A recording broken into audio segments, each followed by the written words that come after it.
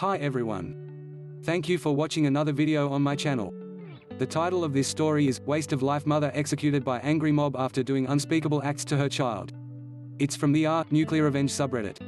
Don't forget to hit the like button if you enjoyed this video.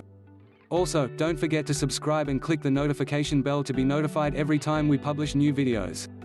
Alright everyone, this is a story passed down through the generations from my family, so while the title may seem rather extreme, this all happened a very, very long time ago. I was debating if this would fit here or somewhere else, though it should be fine here. It goes without saying, this did not happen to me, but rather my great-great-grandfather back when he was a child living in a semi-small town in Louisiana. Please keep in mind that the people in the town were very much so racist, given the time and area, though they hated the mother far, far more than her child.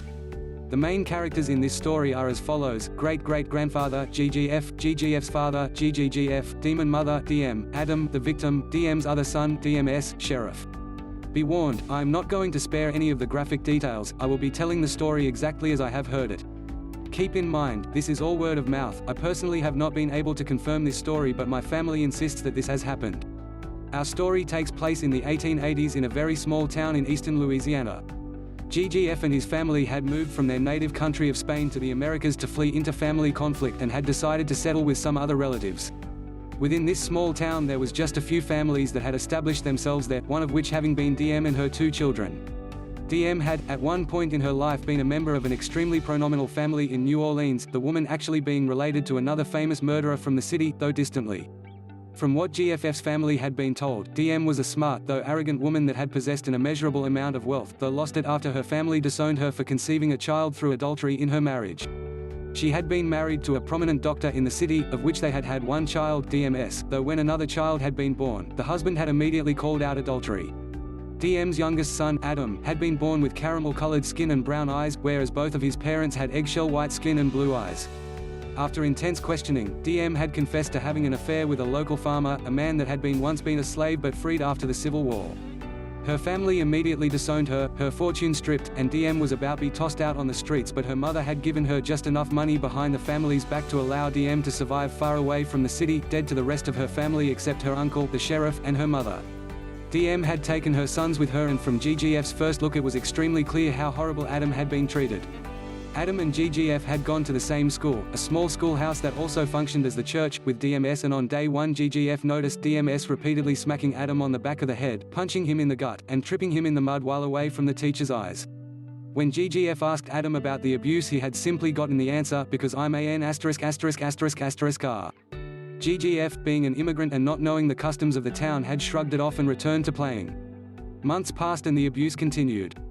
Adam would show up to school with black eyes, swollen lips, bruises, etc., and no one would do anything about it as the entire matter was considered a family matter, though even if someone had taken the initiative to confront DM about the abuse, she would meet him with the typical excuses of he gotten them while roughhousing, or he fell.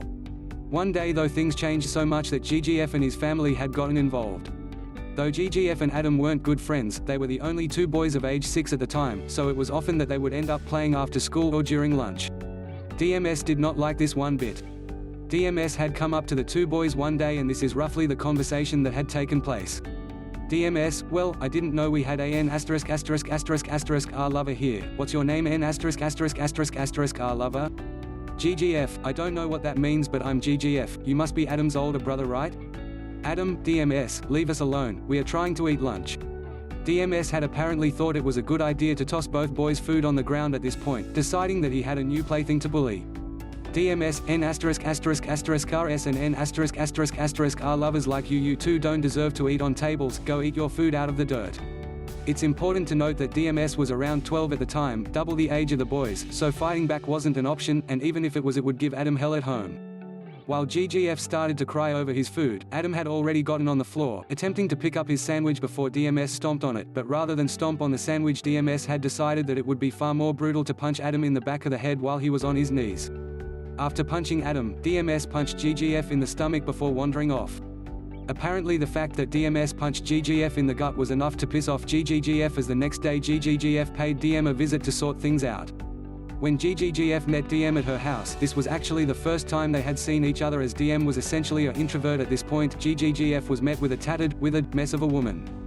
DM had only been around 27 or 28 at this time, but it was extremely easy to pass her off for being in her late 30s. Her hair was a ragged blonde mess, knotted and matted as one would expect.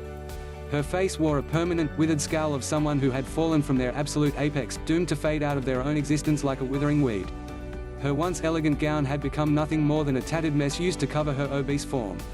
DM had never gave GGGF any respect even from the beginning, the argument ensuing before the first word could be spoken. DM, why did you make me get off my chair? Do you understand I don't want guests, or are you just stupid? GGGF trying to keep his composition, I'm sorry ma'am, but it seems that our boys got into a little scuffle. Your boy, DMS, had punched my son and destroyed his lunch. Do you mind having a word with him? DM, I won't be scolding my son for beating up trash like your brat, just go fuck off. With that, DM had slammed the door.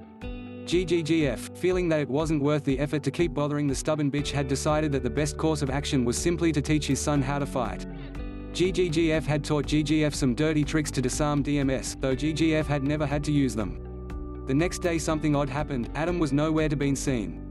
And then the next. And then the next. When the teacher had asked DMS where Adam was, DMS had said that he was very sick, though when she had asked what his symptoms were, DMS kept contradicting himself. One more day passed before it happened. One of the stray dogs in the neighborhood had ended up with something peculiar in his greedy maw, and after one of the townsfolk pried it from the dog's maw, it was clear that it was a human rib, one small enough to be a child's. Dots were connected immediately, though due to the sheriff being the DM's uncle, the sheriff had decided that he would check on things himself. After a few hours, the sheriff reported to the townsfolk that Adam had just been buried the day prior after dying of some unknown disease, the dog having dug up the child's rib somehow. No one bought it, though no one spoke in fear of any recoil an acquisition might have. GGGF, however, decided that he was going to take things into his own hands. He and 3 other men in the town had broken into the DM's house that night while her and her son were at the sheriff's office to discuss why she did not report the death right away, and what they found was absolutely terrifying. Warning, if you are easily grossed out, skip ahead. What they found was in fact Adam, though it was Adam in several pieces. In the basement of the house was where he was killed, the boy having been bisected at the waist, flayed, and dismembered beyond the point of recognition, minus his caramel skin which had been sitting on a table in piles. His ribs had been plucked from his body, his organs nowhere to be found except a clump of entrails scattered across the room. His body had been absolutely defiled, and the assumption of his death was far from pleasant.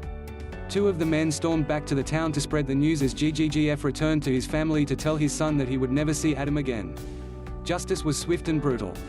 Just about every person in town stormed the sheriff's office, and just about every person demanded justice.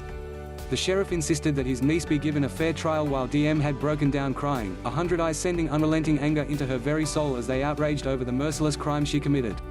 In the middle of the chaos, DMS spoke up in a foolish attempt to protect his mother, saying that the only way that they would get their lives back was if the kid was dead and that he ruined their lives.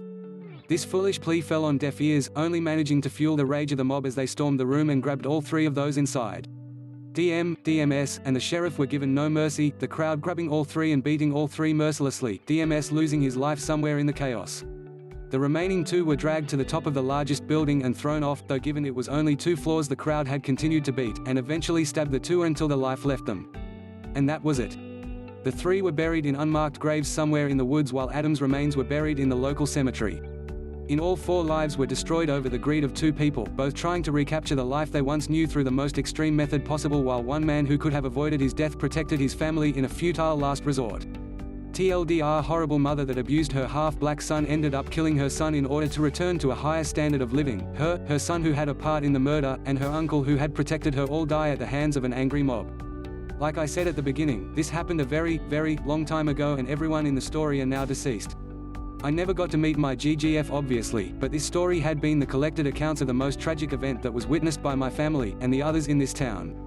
If anyone manages to find any information about this story, please let me know, as I have been unable to validate the story myself, and I want to believe that my family did not make up this story as some sort of folklore.